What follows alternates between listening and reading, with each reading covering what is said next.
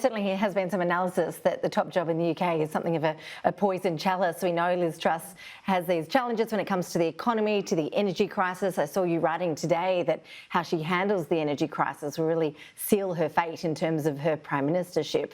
What are her options?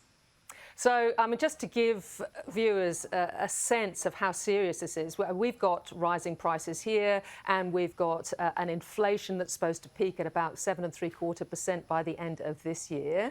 In England, households have been told that the average household, their bills are going to go up £1,971 a year, pounds, mind you.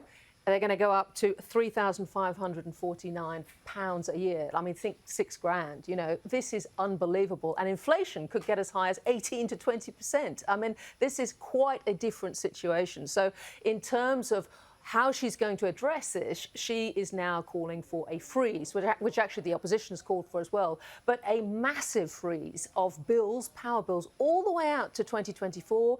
It's likely to cost something like 100 billion quid. And the question is, where's that money going to come from? Then on the supply side, she also says, we're going to double down. You know, they do take gas from Russia, but just the power crisis has spread throughout Europe. They're going to open up the North Sea again, and she's going to encourage development of more North Sea gas, and she's going to lift the moratorium on fracking on the island of Britain. So, you know, she's got a lot of things on the supply side and demand side. The question is, how is she going to pay for it all? Yeah, it's a question confronting governments right around the world at this point. As a former Foreign Secretary, you mentioned Russia. She's obviously across the challenges in that space. When you look at the Australian perspective, what sort of partner do you expect she'll be for us? Look, I think she'll be a strong partner, actually. I was thinking about this overnight, and, you know, Britain after Brexit, and she is very pro-Brexit, having actually voted Remain. She's a rostered-on Brexiteer. But we were their first free trade agreement, and they're having trouble with the free trade agreement in the US because that seems to be tied to this Northern Ireland protocol that she wants to wind back because of this border that Brexit has effectively created in the Irish Sea. So difficult to get customs-free trade between Britain and Northern Ireland at the moment. Now, President Biden doesn't like that idea at all. So he's sort of hanging out there saying, oh, no, free trade agreement with you guys until we can sort of agree on this. So she can put forward Australia as, well, this is the success story after Brexit. This proves that we can get out there and trade beyond Europe. And I think you'll see in the General Assembly, that's the next thing, her big trip to New York, the UN General Assembly, you'll see her siding up to Biden, them joining against Putin, getting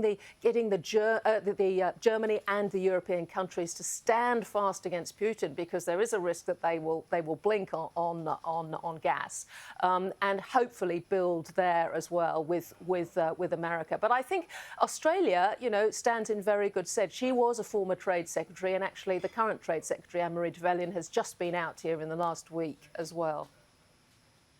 And when it comes to the more micro level, her own party, the Tories, as we know, have been seriously divided. They've just been such a mess in recent times. Is Liz Truss well placed, do you think, to heal those wounds, to bring them all back on the same page?